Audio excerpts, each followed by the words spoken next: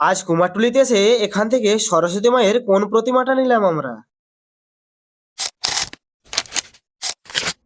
রাধে রাধে বন্ধুরা, আমি তুফান। গত 2 দিন ধরে শরীরটা একটু খারাপ ছিল, তবে আজ একটু ভালো লাগায় চলে এলাম আমাদের রসকুন্ডুর সবজির বাজার। এসে দেখি আজ মার্কেটে প্রচন্ড ভিড়, কারণ আজকে রাত পোহালে আগামীকাল সরস্বতী মায়ের পুজো, তাই সবাই বাজার করতে ব্যস্ত। আর এই জায়গাটাকে কি তোমরা কেউ চিনতে পারছো? আর ওই যে সামনে যাকে দেখছো, ওনাকে কেউ চিনতে পারছো? তবে কমেন্টে জানি। বাজার সেরে আবার আমরা ঘরের পথে রওনা হলাম। আর যা সময় দেখতে পেলাম বাবা বসন্তরের জীবের মন। এই সকাল সকাল বাবা দর্শন পেয়ে সত্যি খুবই ভালো লাগলো। এরপর ঘরে এসে আবার চলে এলাম আমাদের খড়কুসমা বাজারের কুমারটুলিতে। এখানে এসে দেখি কত সুন্দর সুন্দর প্রতিমা বানিয়েছেন প্রতিমা শিল্পীরা। এখানে এক শিল্পী এখনো মায়ের প্রতিমা বানানোর কাজে মগ্ন। কি সুন্দর নিখুঁত কাজ। মা সরস্বতীর এই প্রতিমা মূর্তি তোমাদের কেমন লাগলো কমেন্টে জানিও। এরপর দেখতে পেলাম কয়েকজন মায়ের প্রতিমা নিয়ে যাচ্ছে, কারো বাড়ির কোনো ক্লাব অথবা কোনো শিক্ষা প্রতিষ্ঠানের জন্য। এরপর আরেকজন প্রতিমা শিল্পীর বাড়িতে গেল। এখানেও প্রতিমা দেখতে দেখতে হঠাৎই চোখে বললো এই সুন্দর অ্যাকোয়ারিয়াম। অ্যাকোয়ারিয়ামের ভিতরে কত সুন্দর সুন্দর বিভিন্ন ধরনের মাছ। এরপর সরস্বতী মায়ের প্রতিমা নিয়ে চলে এলাম আমাদের গ্রামের স্কুলে। এসে দেখি স্কুলের ছাত্রছাত্রীরা মিলে কত সুন্দর করে স্কুলটাকে সাজিয়ে তুলছে।